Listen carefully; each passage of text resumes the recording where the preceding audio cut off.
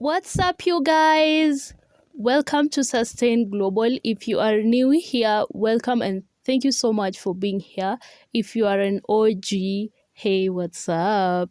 Welcome back. I am so excited to have you back and I look forward to moving along with you. And so, episode 11 coming in strong. Okay, you've already seen the title of this episode, and we are talking about moving in silence, pursuing purpose with due diligence. Now, I've said this over and over again that the main purpose driving this series is actually to help us as women and just generally anyone who comes across this, even if you are a guy, make it work for you and to find purpose, to live a life of purpose as women. So now, moving in silence. Class is in session. I'm sure that this isn't your first time like hearing about this phrase. Moving in silence, according to me, is basically a life skill that we are not taught in school. And so you may ask, what is moving in silence? Like, what is this due diligence when it comes to approaching your projects, approaching those big moves that you want to make in life? I will just define it in a simple way, which is taking steps to work on something big in your life without necessarily announcing its progress until its foundation is strong, or rather, until your work speaks for itself, okay? And so, this episode is inspired by the story of Zechariah, the father of John the Baptist. If you're not aware, or let me just go ahead and tell you guys. So Zechariah was a priest in one of the temples in Jerusalem, and Zechariah had a wife named Elizabeth. And so Elizabeth, according to so far the episodes that we have mentioned, and even in episode 1, we mentioned that Elizabeth is one of the women of Christmas. So Elizabeth is the wife of Zechariah, right? Now, the couple was old, very old, and they had unfortunately not been blessed with a child. And so one day, Zechariah is doing his duties in the temple, and the angel of the Lord comes to him and actually tells him that his wife, Elizabeth, is going to be expectant and is going to carry a child. And Zechariah is so shocked, and in that moment of doubt, he actually asks and questions the angel of God, saying, how will I know that this will happen? And so God tells him, like God through the angel tells him that you will not be able to speak until this child is born. And so this is the inspiration of this episode, because this man Zechariah literally had to move in silence for the purpose and for the will of God to be done. And you can see even for yourself that even God wanted to move in silence. So you can just imagine how much or just how powerful moving in silence can be for you. And before we can get a lot of questions, because the notion of moving in silence is sort of being secretive and just being creepy around your friends, hiding any hints that can tell them whatever you are working on. But hey, moving in silence doesn't mean that you can't get help from others, because no man is an island, and you probably need financial help from other people. You probably need the advice on, if you want to start a company and you have no idea and you want to move in silence, how will you do that? You need to speak to someone who you can trust. You need to find the help that you need, but not necessarily announcing it on the rooftop that, hey, I'm about to start a company, I'm about to do this and this. Talk to those people whom you can trust. And so, like, moving in silence doesn't really mean that you have to work all alone, not trusting anyone. It mainly applies when you probably aren't clear about your own decision. such that any negative opinion or any doubt or any jealousy could crush your idea before you even start it. So for Zechariah now, we can see that God already knew, God saw that this man is doubtful. And so, because my will has to be done, because the will of God has to be done, the only way to do this is to silence this man and actually prove to him that, the end result will speak for itself. Once the child is born, now this man will be able to speak, so that there will be no effect on God's miracle based on doubt and all other things, because everything that God does, he requires you to have faith. He attaches everything to faith, and that is how things come to be.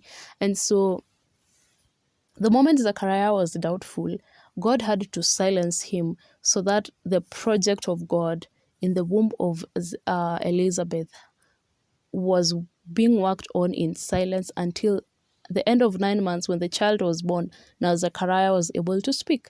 At that moment, when the baby is born, Zachariah's doubt can't do anything anymore because the child is here. Any jealousy from any people, any negative opinions has no space anymore, because the work is here, it's already done, and it's speaking for itself. Okay, so if you aren't very clear about your own decision, and if you feel like, if like you don't trust your gut so much because you probably feel vulnerable. If I go and tell my friend that I want to move to another country, I want to maybe change your career path, and then you are not sure, if you're not so confident of where you are going to next, and then you tell people that you're going to change your career move. Maybe you changing was the best thing that you could have done, but then people convince you otherwise, and you stay behind, and you never get to achieve your purpose. I think you get what I'm saying, right? So moving in silence is choosing to listen to your spirit in silence. Pray about it, find the answers within you, and keep your ideas sacred and uncontaminated by outside noise. Seek God in secret, and he will answer in an unhidden way. All will see, like everybody will see the answer to your prayers. You won't even have to announce. Moving in silence literally speaks for itself once the results are out. And so even Jesus himself, so many times whenever he went out to pray, he could go to a segregated place, he could go to solitary places where he had a one-on-one time with his father, where he had time to pray in silence and just have his alone time, because he had a really big ministry ahead of him, and he needed that much time to uh, be in a quiet place and just listen to whatever God was saying to him. And so even in that moment of silence, you can be able to see the power of God. You can be able to even correct your own mistakes, because you listen, you really get to connect so much with the Spirit, and you get more revelation beyond what you could have depended on previously.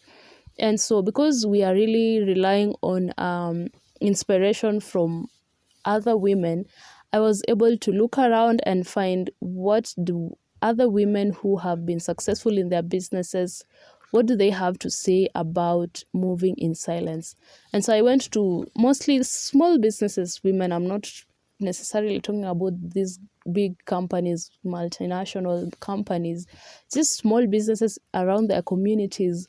And one of the ladies, who is called Diana Griffin, she says moving in silence is doing the work instead of just talking. And so for her, she says that when she was moving in silence, she used that time to brainstorm launches, identify partners and collaborators, make her budgets, just schedule everything that needed to be scheduled, and basically get her ideas off the ground before she could announce. Okay.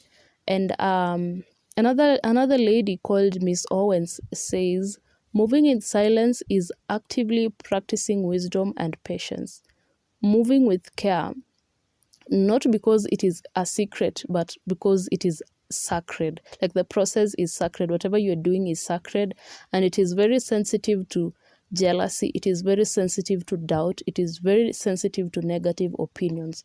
So you really need to protect it and guard it. And so the third lady, Jasmine Smith, says that moving in silence for her means staying focused, knowing that she is aligned to God's instructions, and like waiting for any alternative instructions from God telling her to do the contrary, or rather anything. Like she moves in silence, staying focused on whatever God is guiding her to do. And the last lady, Shaila Raquel, defined moving in silence as having discretion and discernment about when, where, and how to announce and let her work speak for itself. And so basically, what Shaila is saying is what God did through Zechariah. God had to silence this man so that in the discretion of God and in his own discernment, his work would speak for itself the moment John the Baptist was born, the moment 9 months of pregnancy elapsed and the child was born. And now that was when Zechariah was able to speak. And so if you look deeper into this, it's almost as if moving in silence is an opportunity to silence, to tone down and just protect whatever you want to do from outside noise. The outside noise here is the doubt. The outside noise is the jealousy.